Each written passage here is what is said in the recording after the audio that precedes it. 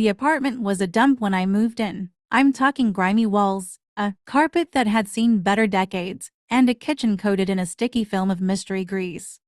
But the rent was cheap, and I'm a bit of a clean freak.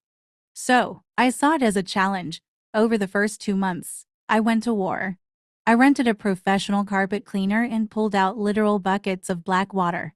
I scrubbed the walls, and the yellowish beige I thought was the paint color turned out to be years of nicotine stains over a plain white.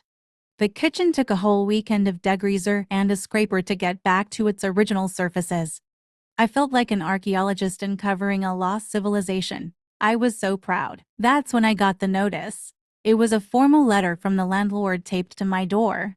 He was beginning eviction proceedings for unauthorized and significant modifications to the property. I was completely baffled. I called him, and he furiously told me I had completely changed the character of the apartment without permission.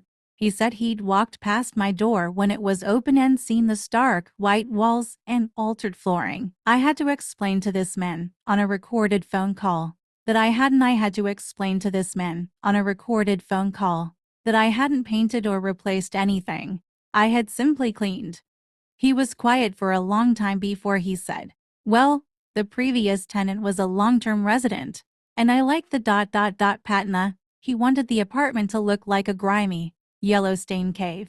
He eventually dropped the eviction threat after I threatened to send my photos of the filth to the city housing authority. But he never looked at me the same way again. I guess he lost